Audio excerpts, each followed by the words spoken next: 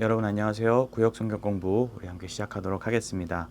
오늘은 이제 새로운 강구, 다섯 번째 강구로 넘어가세요. 우리가 우리에게 죄 지은 자를 사하여 준 것 같이라는 그 부분 우리가 살펴보려고 합니다. 먼저 성경 구절 같이 한번 보도록 하겠습니다. 오늘 누가복음 11장 4절입니다. 우리 주제가 들어있는 그 내용인데요. 한번 같이 읽어보시되 화면에 나온 부분만, 그러니까 뒷부분에 그 부분은 이렇게 생략을 하도록 하겠습니다. 시작. 우리가 우리에게 죄 지은 모든 사람을 용서하오니 우리 죄도 사하여 주시옵고. 예. 아멘. 여기까지 보겠습니다. 우리가 이제 다섯 번째 강구로 넘어왔습니다. 이제 이 의미를 살펴볼 것인데요.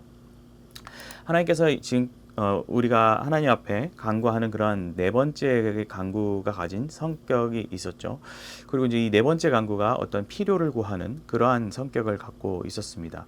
그래서 육체의 우리 삶의 어떤 전반적으로 어떤 필요한 일용할 양식을 구하는 내용을 살펴봤다면, 이제 이 다섯 번째 간구 그리고 그 이후의 내용들은 어떤 역시 필요에 대한 간구인데 영혼과 관련된 필요를 간구하는 내용이 되겠습니다. 그래서 우리가 이 내용과 또 다음 시간에 그 다음 시간에 오늘과 같은 주제를 하고요. 그 다음 시간에 할 시험에 들게 않도록 간구하는 것, 또 악에서 구해 주시기를 간구하는 것, 이러한 내용들이 다 역시 영혼의 어떤 안전, 영혼의 필요 이런 것들과 관련된 기도이다라고 우리가 이해할 수 있겠습니다. 그리고 이제 이 양식을 위한 기도, 우리가 앞선 내용에서 공부했을 때 그 내용이 공동체적 성격을 지닌다고 하였습니다. 우리라는 표현을 쓰면서. 근데 이 용서를 받는 어떤 이 기도에도 공동체적 성격을 갖고 있다라는 특성을 우리가 이해해 볼 수 있겠고요. 우리가 우리의 신앙의 이러한 상황 속에서, 어떤 관계 속에서 구체적으로 실현되어야 할 그러한 신앙의 모습임을 우리가 알 수 있겠고, 특히 여러분 이게 모여 있는 구역 모임과 같은 이런 공동체 안에서도 함께 돌아볼 수 있는, 함께 고백해 볼 수 있는 중요한 내용이 된다라고 할 수 있겠습니다. 그래서 우리가 이 네 기도 제목, 이렇게 네 번째 기도 제목, 이 육체를 위한 어떤 필요의 간구, 이것은 한 가지였지만 영혼을 위한 기도는 이렇게 여러 가지가 된다는 것, 한 세 가지가 된다는 것은 우리가 우리의 육신과 우리의 삶의 여러 모습들이 하나님을 의지해야 되는 것은 마땅하지만 또 영혼을 또 온전히 하나님을 의지하며 나아가는 것, 그것이 굉장히 중요하다라는 것을 우리가 잊지 말아야 할 대목이라고 할 수 있겠습니다. 그래서 이 영혼이 아름다운 상태를 가지는 것, 영혼이 하나님과 관계하고 또 하나님을 의지하고 나아가는 것, 그것은 무엇보다 중요하고 그것을 통해서 우리의 인생이 또 나아갈 수 있는 중요한 요소다라고 할 수 있겠습니다. 그래서 우리는 이 강구도, 이 다섯 번째 강구도 또 정말 하나님을 적극적으로 의지하는 자세로서 임해야 되는 것이 마땅하겠습니다. 그래서 우리가 몸의 양식, 그리고 이 땅의 양식, 이런 것을 양식, 이게 밥이라고 표현을 한다면, 영혼의 양식, 그리고 하늘의 양식, 이런 것은 오늘 우리가 이제 살펴보게 될 죄 용서다라는 개념으로 정리할 수 있겠습니다. 이 밥이라는 것이 일반 은혜, 일반 은총을 우리가 대표하는 말이라면, 이 죄 용서는 아주 특별한 은총, 특별한 은혜를 대표하는 표현이다가 되겠습니다. 그래서 이 특별 은혜란 여러분 잘 아시겠지만 하나님께서 신자에게 주시는 어떤 구원의 은혜로서 하나님 자신과 교제할 수 있도록 이렇게 베풀어 주시는 은혜이다 라고 할 수 있겠습니다. 그래서 이 교제함에 있어서 우리가 하나님과 교제에 있어서 가장 중요한 것은 이런 죄 용서라는 것이 앞서 전제되어야 한다는 것입니다. 필수 과정입니다. 그래서 이 죄라는 것이, 우리 삶의 죄라는 것이 있는데 하나님과의 교제를 단절시키는 성격을 갖고 있죠. 그런데 죄 용서는 하나님과의 교제를 회복시켜주는 그러한 내용이다라는 것입니다. 자, 그런데요, 우리가 흥미로운 것은 오늘 우리가 보고 있는 마태복음 6장에 우리가 주로 이제 고백하고 있는 주기도문의 내용과 이 누가복음, 오늘 우리가 또 읽어봤죠. 누가복음 11장에 있는 두 본문에 약간의 차이가 있습니다. 그래서 이 차이가 어떤 차이가 있는지 이렇게 살펴보고요. 이 내용을 토대로 우리가 다섯 번째 강구의 어떤 핵심 내용이 어떤 방향인가 이런 것들을 한번 생각해 보려고 합니다. 먼저 마태복음, 누가복음 이 본문에서는 두 가지 우리가 방향에서 볼 수 있는 차이점이 있습니다. 어떤 용서안의 시점에 관한 내용, 그리고 대상에 대한 표현의 어떤 그런 표현, 양식 이런 것의 차이가 있습니다. 본문은 제가 자료에다가 넣어 볼 테니까 한번 눈으로 읽어 보시면 대략적인 느낌이 나올 것이고요. 우리는 또 원문의 그런 표현을 함께 이렇게 생각을 하면서 그 의미를 살펴보려고 합니다. 첫 번째로는 용서하는 시점의 차이가 느껴지게 됩니다. 먼저 마태복음에서는 어떤 다른 사람의 죄를 용서해 주는 것, 그것이 완료 형태로 언급되고 있습니다. 그래서 이것을 이러한 시제적인 원문 표현을 따르면서 다시 한번 이렇게 표현을 해보면요, 우리가 우리에게 죄 지은 자를 이미 사하여 준 것 같이 우리의 죄를 지금 사하여 주시옵고 라는 의미가 됩니다. 근데 누가복음에서는 다른 사람의 죄를 용서하여 주는 그 내용이 현재형으로 등장을 합니다. 그럼 이 시제를 토대로 이렇게 또 다시 한번 설명을 하면, 우리가 우리에게 죄 지은 자를 지금 용서해 주고 있는 것과 같이 우리의 죄를 지금 사하여 주시옵고. 그래서 아까는 의미가 되고 이번 거 누가복음은 지금 이런 표현이 되는 것이죠. 그럼 이제 이 의아함이 생기는 것이죠. 이 표현이 다른 것일까? 또 하나님께서 우리에게 죄를 용서해 주신 것은 우리가 이미 다른 사람 용서했기 때문에 해주시는 것인가? 아니면 용서하고 있는 중이기 때문에 해주시는 것인가? 이런 질문이 나올 수 있는 것이죠. 그래서 일부 학자들이나 주장하시는 분들은 여기서 심각한 교리적 문제가 있다라고도 이렇게 주장을 하기도 하는데요. 우리는 물론 그렇게 신학적인 깊이까지 들어갈 것도 아닐 뿐더러 그렇게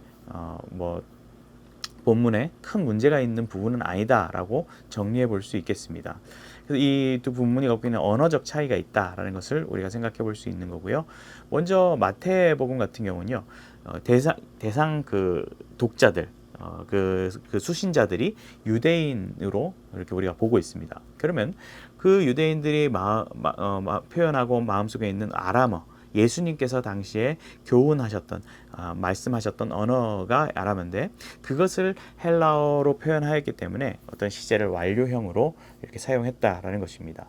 그래서 이 히브리어나 아람어 이런 표현들은 시제라는 것이 온전하게 존재하지 않고 어떤 시상이라는 개념으로서 과거, 완료, 과거, 미래 완료 이런 것들은 모두 완결형으로 묶어서 이렇게 생각을 합니다. 그리고 이에 비해서 현재 진행, 미래 진행 이런 내용들도 모두 미완결형으로 이렇게 본다는 것입니다. 근데 누가복음으로 넘어오면 좀 다르게 헬라인을 아예 대상으로 하기 때문에 헬라어의 표현 양식을 이렇게 따르고 그 표현 양식을 썼다는 것입니다. 그래서 현재형을 쓰는 것입니다. 그래서 이 복음서 내용 자체가 어떤 교훈적인 특정한 내용이 달라서 그렇게 다르게 표현된 것이 아니라 어떤 대상자의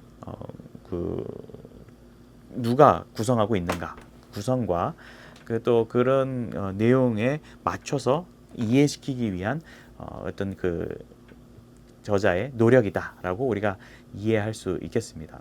그래서 또 다음으로 생각해 볼 수 있는 것은 죄에 대한 표현인데요. 이것에 대해서는 또 세 가지로 크게 생각을 해볼 수 있습니다. 첫째는 우리가 용서받아야 하는 죄라는 표현입니다. 근데 마태복음에서는요, 이 죄라는 표현이 우리가 어떤 빚을 지고 있다 하고 했을 때 그 빚 있죠. 빚이라나 부채 이런 의미로 쓰이고 있습니다. 그런데 누가복음에서는 아주 정확히 죄라는 우리가 알고 있는 그렇게 표현하고 있는 죄라는 단어로 쓰이고 있다는 것입니다. 물론 한글 우리가 읽는 성경에서는 모두가 죄로 번역되고 있습니다. 하지만 그런 원어상으로는 헬라어에서는 그런 뉘앙스가 다르게 표현되고 있다는 사실이죠. 또 둘째로는 죄 지은 자, 우리에게 죄 지은 자라는 그런 표현에서 이 마태복음에서는 역시 우리에게 빚진 자라는 그런 표현으로 쓰입니다. 그리고 누가복음에서는 우리에게 빚지는 모든 사람들 이런 표현으로 쓰이게 됩니다. 그리고 우리가 용서하여 준 것 같이라는 표현인데요. 마태복음에서 이 사하여 준 것 같이라는 표현은요. 실로 우리가 용서한 것과 같이라고 되어 있는데요. 누가복음에서 용서하오니라는 표현은 이는 또한 우리 자신이 용서하기 때문이오니라는 이런 표현으로 미묘한 차이를 보이고 있습니다. 자, 그러면 앞에서도 생각을 해봤지만 왜 이렇게 차이가 있는 것이겠습니까? 우리가 생각해 볼 수 있는 것은 죄를 짓는 것, 용서하는 것, 그것에 대한 복음서의 다른 표현이 이렇게 있다는 것인데요. 앞선 우리가 생각했던 그런 관찰로서 마태복음의 내용을 해석해 보면 이럴 수 있습니다. 우리가 우리에게 이미 빚진 모든 사람들을 탕감해 주었으니 이제 우리가 당신께 빚진 것도 탕감해 주시옵소서 이런 표현으로 이해해 볼 수 있는 것이죠. 근데 이 마태복음은 아까 말씀드렸지만 이 유대인 독자들을 대상으로 하고 있습니다. 그래서 그 유대인들은 이런 일반적인 구약적인 사상을 갖고 있는데요.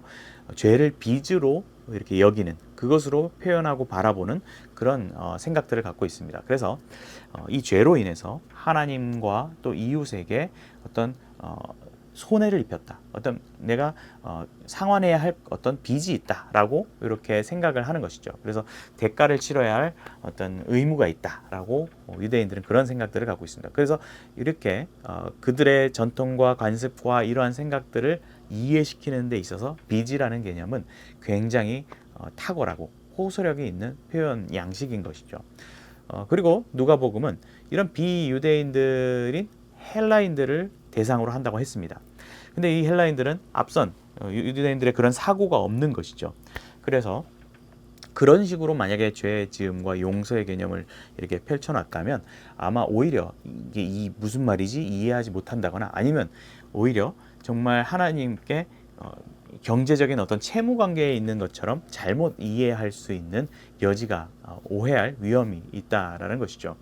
그래서 누가복음에서는 그런 표현으로 비유적인 표현으로 쓰지 않았고 좀 더 직접적으로 표현한 느낌이 있습니다. 하지만 누가는 그 개념을 또 아예 포기하지 않았고 적절하게 섞어서 쓴 것을 우리가 볼 수 있는데요. 하나님과의 관계에서 우리의 죄를 가리킬 때는 그러한 죄라는 죄를 명시하는 단어를 썼고요. 다른 사람을 우리에게 짓는 죄를 쓸 때는 마태처럼 빚이라는 또 의미의 용어를 사용한 것을 내용을 살펴볼 수 있습니다. 그래서 우리가 이러한 내용들, 앞선 이렇게 내용들을 쭉 다시 한번 살펴보면 사실 마태복음과 누가복음에 이렇게 조금의 차이는 있습니다. 이 조금의 차이는 있지만 그것이 마치 어떤 성경의 오류나 뭐 큰 교리적인 논쟁을 일으킬 만한 그런 내용은 아니다라는 것을 우리가 마음속에 담아두면 될 것 같습니다. 그 누군가 질문을 할 수도 있으니까요. 그래서 우리는 오히려 이 저자들의 그런 노력들, 그것을 잘 이해하려는 노력들을 기억하면서 우리가 그 방향성을 잘 이해하는 것이 핵심이다라는 것이겠습니다. 우리가 이 내용을 다음 주에도 살펴볼 것이지만 좀 더 생각을 해보면요. 이것에 중요한 전제가 있습니다. 바로 우리 인간이 죄인이라는 사실입니다. 우리가 인간이 죄인이죠. 그래서 우리가 실존적인 어떤 존재로서 우린 죄인이다라는 사실, 어떤 분명한 명제가 전제되고 있습니다. 그래서 내가 죄인인가 뭐 아니면 그런 느낌이 있지 않습니까? 난 아닌 것 같은데 이것이 죄인의 판단 유무가 될 수는 없는 것입니다. 하나님의 완벽하고 또 객관적인 법에 의해서 우리는 죄의 존재로 구분된다는 것이죠. 그래서 우리가 오해하기 쉬운데요.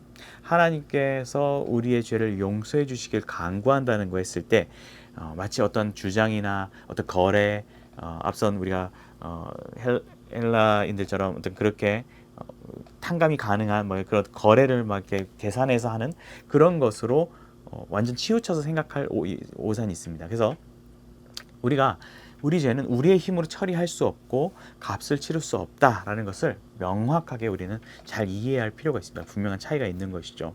그래서 우리가 이 살펴본 대로 빚이라는 개념이 있는데 그 빚은 어떤 금전적이나 어떤 갚을 수 있는 그런 빚이 아니라 도덕적인 빚입니다. 그래서 되갚거나 처리할 수 있는 해결되는 성질의 것이 아닌 것이죠.